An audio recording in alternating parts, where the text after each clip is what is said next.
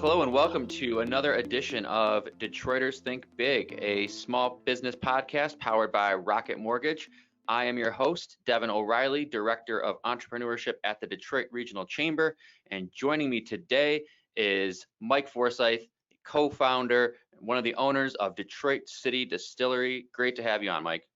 Devin, good to be talking to you again. Pleasure. For sure. No, absolutely. I'd start with kind of how are you doing, but it seems like you're holding up really well. You've got a lot of cool things to talk about today.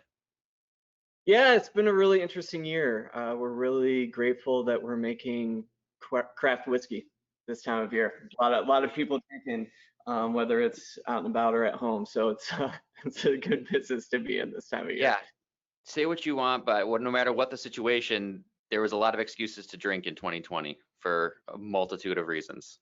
Yes, absolutely. And it doesn't slowing down anytime soon either. Right, and you've got some of the best stuff around. So thanks.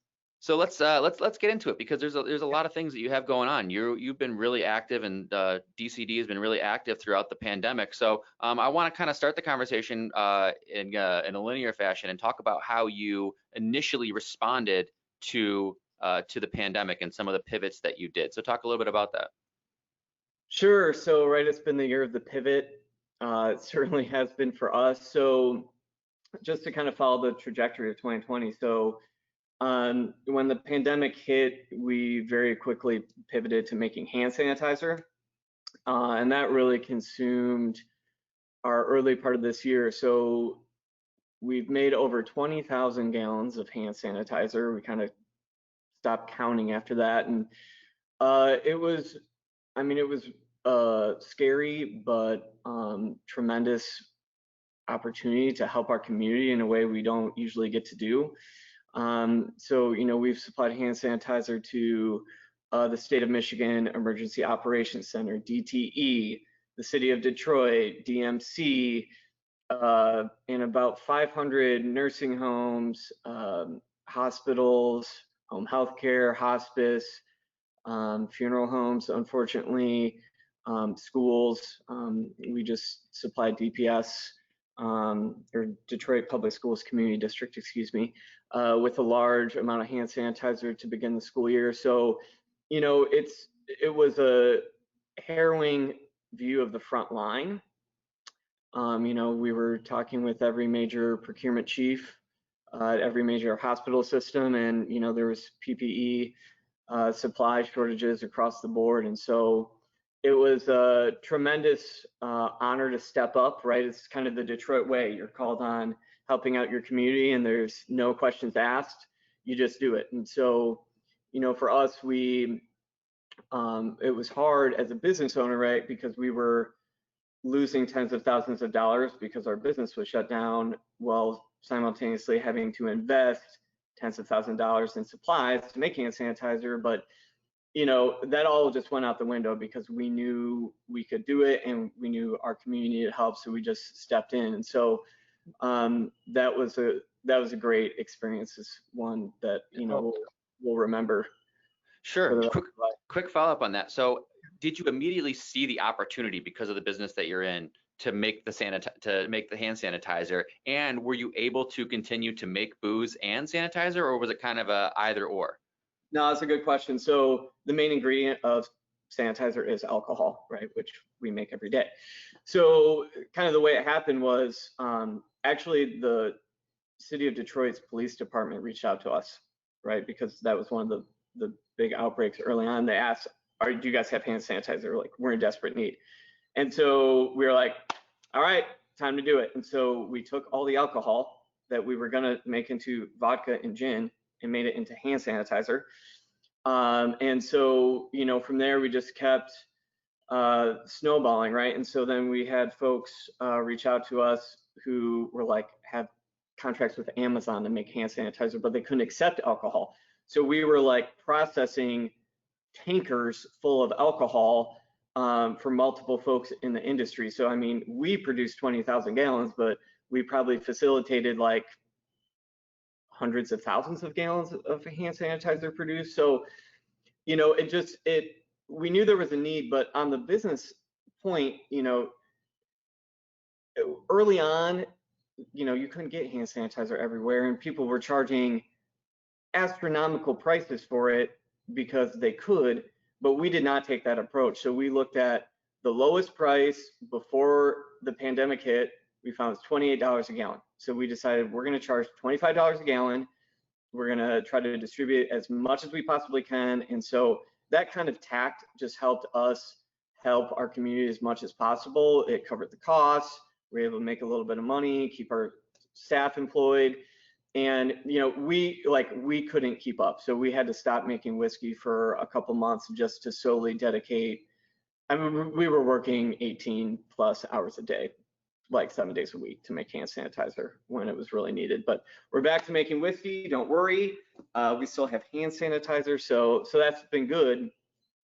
So yeah, so the hand sanitizer piece, we were able to kind of meet the need initially, and then transition back to making whiskey. So like we talk about transition, but then we were like, okay, we really want to make whiskey again. So we actually did our first ever virtual barrel release. We, at the distillery, like we're really experimental, and we like making craft whiskeys that are kind of one of a kind, right? We're not trying to be everybody else. So we released this shut down single barrel bourbon, which was a 4-grain bourbon that we were like saving for a special day. So we had 4 barrels of 4-grain bourbon, and we were just like, people need it. People want something special. And so we released this shut down single barrel bourbon, and it like sold out like 4 barrels in just a little over 4 days. Yeah, I saw that. I was gone before I could get my hands on some. Yeah. So, I mean, and it was cool because, people would drive up and we'd bring them their bourbon. So we got to see all our regulars again, which was really nice. So that felt good. And then, as we kind of got the curve under control a little bit and started warming up, we were like, the whole staff is just dying to like serve again, right? Because the tasting room had been shut down, correct? The tasting room had been shut down, right? And so, when the kind of stay-at-home order was lifted and the economy started reopening, we took a couple weeks to get organized, but our thought was, hey, we have a brand new streetscape out in front of the tasting room, right? And let's try to activate this entire street and move our entire bar out into the street, right? We wanted to be outdoors. It's going to be beautiful. It was going to be much safer and just a lot more fun. So it was great because the city was simultaneously working on Open Streets Detroit, or Open Detroit. And so it was great, like visions aligned, the city was super helpful. And so, we were able to shut down the street Wednesday through Sunday and move all the cocktail service outside. And it was super fun. It was like, good old Detroit block party, and we had the music up loud and the drinks were flowing and tons of people came out. And a cool pop-up food concept, right? Was it Midnight Temple? In our neighbors upstairs from where we are, Midnight Temple is opening this really awesome Indian restaurant, and the food is spectacular. And so we had like this Indian street food pop up out on the street. On Sundays, we invited all our chef friends from all the awesome restaurants around town. We did the Sunday service concept. So people, get $20 to get a plate of food and a cocktail, but we'd also do a suggested donation at the door for charity. So we had a different charity paired with a different chef. And we raised over $8,000 for charity this summer, just by simply saying, these people are doing something awesome. Like, do you want to support? And people, I mean, we had people donate like, $10 to like $600. Just because they believed so strongly in the cause. And so tons of great charities. And so that was the summer, but it's getting cold, and we didn't really feel like it was sustainable to keep operating out in the street. No amount of whiskey was keeping anybody warm, when it's 10 degrees and the wind is like 25 miles per hour on our street. So just yesterday was actually our first day. We launched this new cocktail lounge at the Whiskey Factory. So Very the Whiskey cool. Factory. So, yeah, let's talk a little bit about the Whiskey Factory, so people have kind of a little background on what that is, because it's a huge, really cool event space. Yeah, so the Whiskey Factory is like a very explicit description of what it is. It's a factory where we make whiskey. It's in the old Stroh's ice cream building, which prior to that was Goebel's Brewery. So it's this awesome historic structure. It's the only historic structure left from like the epicenter of alcohol production in Detroit historically, right? Stroh's was across the street. Goebel's had built the building where we're at today. So you had the two largest breweries across the street, and then Stroh's in the late 60s acquired Goebel's, leveled everything except our building and converted to ice cream because they started making ice cream during Prohibition because they couldn't make alcohol, right? So this like pivot thing is not necessarily new, right? But Right. Exactly. so we've been over there for about 4 years. That's where we make our whiskey and do most of our like mass production over there. And so we have this really beautiful second floor which we store our barrels in. In the industry, it's called a rick house. But we started hosting weddings and corporate events. So we'd have these really huge parties upstairs, which obviously we weren't able to do during the pandemic. So, you know, we've been really fortunate. Most of those folks have rescheduled till 2021 or 2022, but we had this beautiful open space. And so we decided that we would transform it into this like really beautiful candlelit cocktail lounge that's super spacious. So at max capacity there, we'll host 50 people and it's 7,000 square feet. So there's all these like interesting little kind of experiences, you know, like there's the head table, then there's the like butcher's lounge, you know, next to the big butcher's cut mural. And so, and then there's like little two tops like in between the barrels.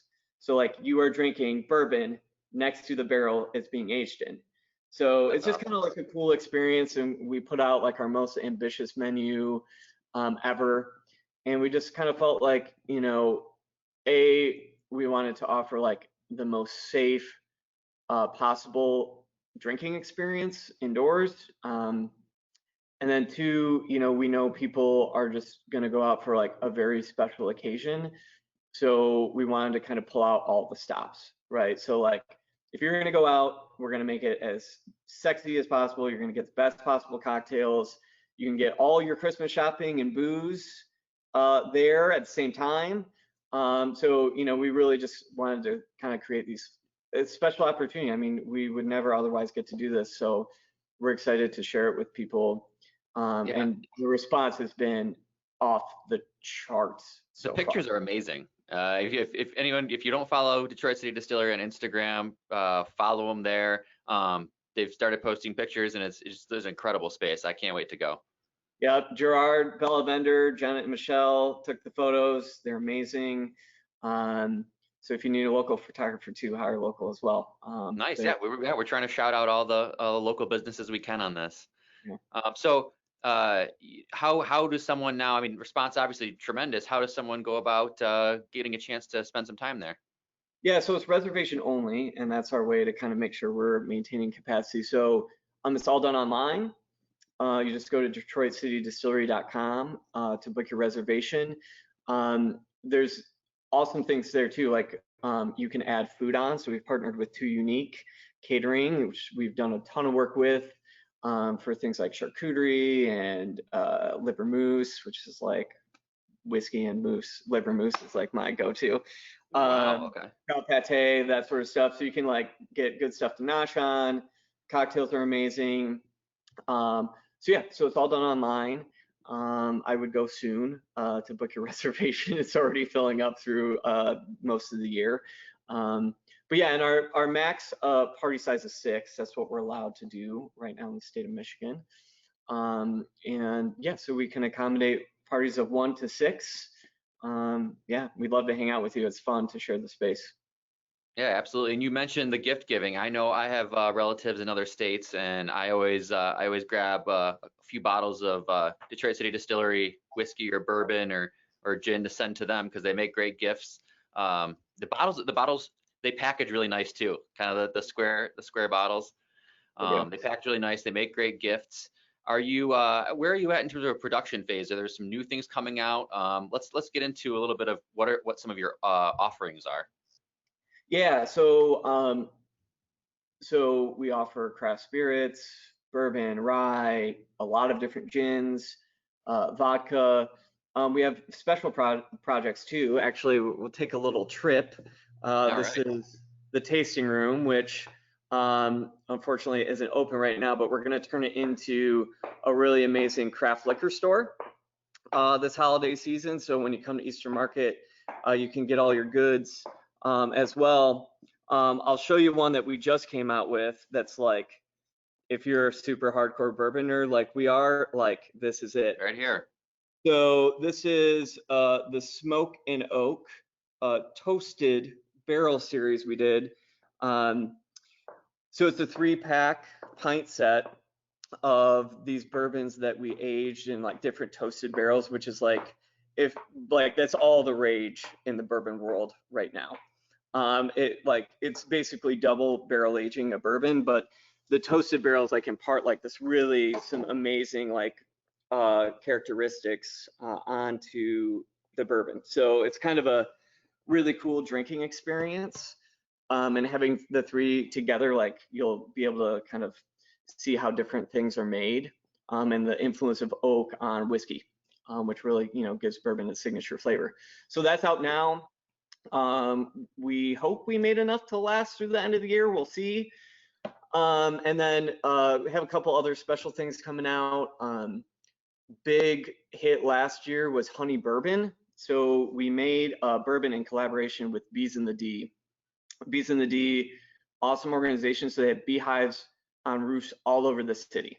So TCF Center, Shinola Hotel, you name it, City of Detroit, Coleman Young Municipal Center. So these beehives all over the city. They've had some on the roof of the whiskey factory now for about 4 years. And so we had like a record honey harvest this year. And so what we do is we age the honey inside a bourbon barrel. So that's been happening for about 3 months now. We pull the honey out, bottle it, and then we finish bourbon inside that honey barrel. So, excuse me, so you get this really amazing, like sweet honey bourbon. And so that was like a wild hit last year. It sold out in like 2 hours. And everybody's been asking us since last December when they can get some more. So that'll be coming out December 4th. Actually, you're the first. Made more of it this year, hopefully. We made a lot more of it this year. So that comes out December 4th. You're actually the first to hear about it. We have not told anybody yet. Awesome. So all right. Well, love to break news here. For you, Devin. And then two, we have a bunch of other really fun things. So we're going to be launching cocktail kits. So you can take these home. They're in a beautiful box. Like you get a bourbon kit, you can make old-fashioned Manhattans. You get rye, you can make a Sazerac and a Boulevardier, one of my faves this time of year. So those will be super fun. Like those should be coming out right before Thanksgiving. So fun thing to take home and do with the fam.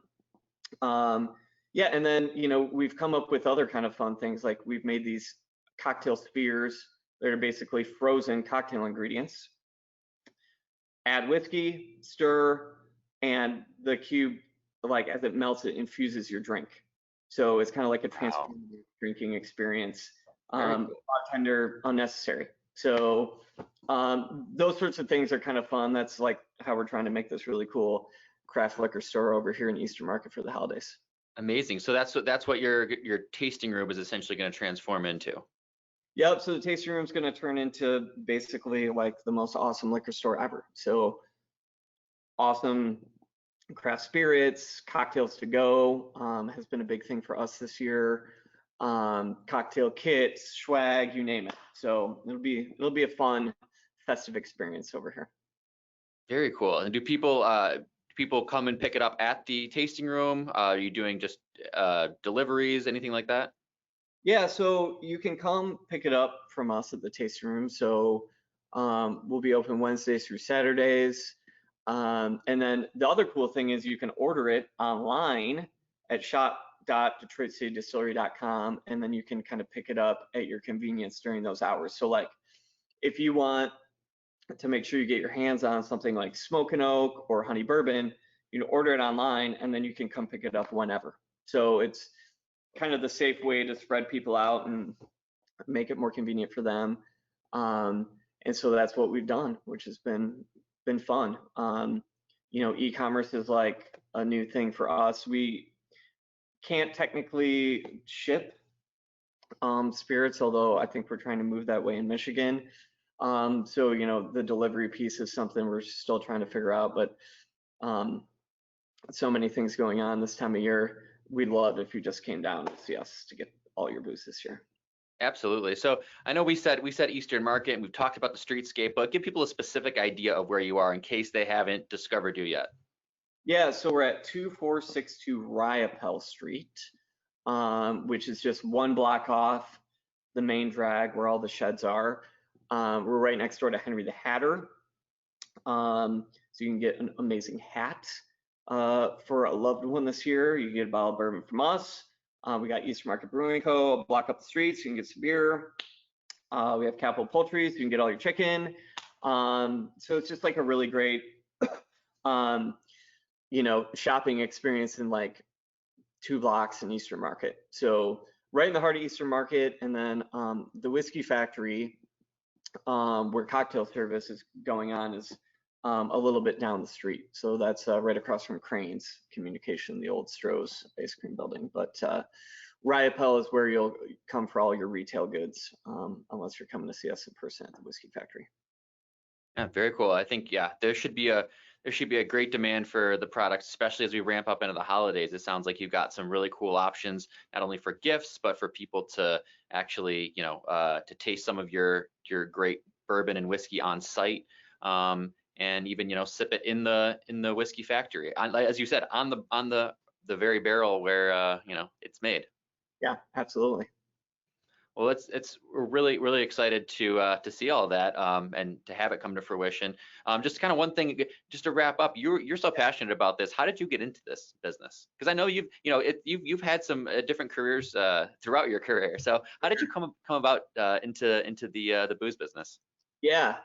I mean, so for all the listeners out there, I used to get to work with Devin like almost every day.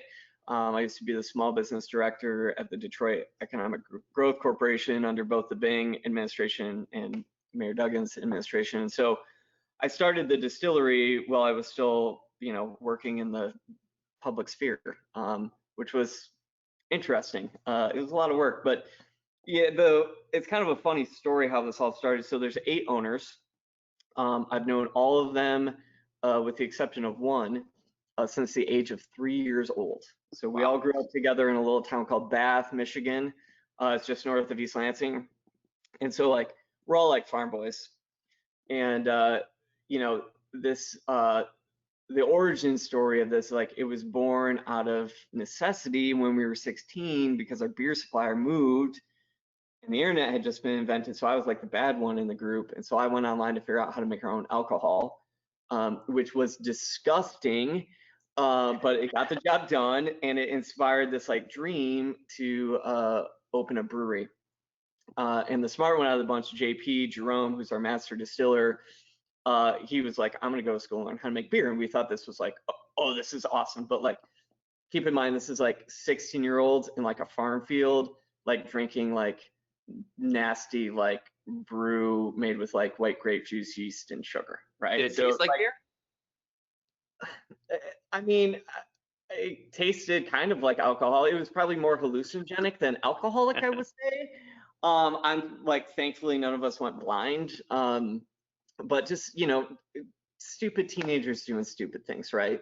The first batch like exploded under my bed. I was grounded for 2 weeks. My parents were like, what are we going to do with this kid? He's never going to amount to anything. And you never know, like this could happen. You never know like what, mischief turns into. Sometimes it can be productive down the line. So JP's got his PhD in microbiology from Michigan State. He used to work at Bell's Brewery. He actually was teaching brewing and distillation at Michigan State, and Michigan State has this huge distillery off campus, and they have one of the leading R&D facilities in the world for craft spirits. So like, if Jim Beam is making something new, they do it first at Michigan State. Wow. So it's basically served as this incubator for the entire craft spirits industry. Like most folks have been helped one way or the other by Michigan State. And so, yeah, we basically went to a bachelor party and we're like, the brewing industry is like way too saturated. JP's, I'm working at a distillery, like let's open a distillery. And so, you know, we drank all weekend and it sounded like a good idea, and here we are. Here you are. What a story. Living the dream. Yeah, so it's been fun, you know, get to make booze with your best friends every day is a pretty amazing life. It's been a really hard year, but one that's like honestly been really tremendous. I mean, you know, I got into entrepreneurship not just to make money, because I wanted to make a difference in the world, and that's why I was working in small business in the city. And you know, just for us to be able to like make hand sanitizer to like serve our community, you know, you don't necessarily make a difference in the world by getting people drunk and that sort of stuff. So, you know, being able to do that was a really tremendous honor. You know, and now it's a tremendous responsibility to own a bar and restaurant, right? You know, our customers are like family, so, you know, we really want to try to provide the safest, most enjoyable experience and try to provide something new that brings a little bit of joy to people's life in kind of these dark hours. And so yeah, so it's been a year of transition, but it's been a good year, and we're thankful to be here, and thankful to everybody who supported us over the years. We're really grateful. And we're grateful as citizens and, you know, as a chamber to have innovative businesses and entrepreneurs like yourself and Detroit City Distillery, who are, you know, really just not only helping people with the sanitizer, but also creating some really cool spaces to still enjoy life here in Detroit throughout this. And no matter what the situation, we're gonna need booze. That's not gonna stop anytime soon. So, you know, I can't wait to get my hands on it. I'm gonna probably hop off this podcast and come down and see you and grab a couple bottles. That'd be So great. always great to talk to you, Mike. Take care. Keep up the good work, and we'll talk soon. Great. Thanks, Devin. Thanks for having us, and keep up the good work too. Small businesses need you guys right now, so thanks for everything you do. For sure.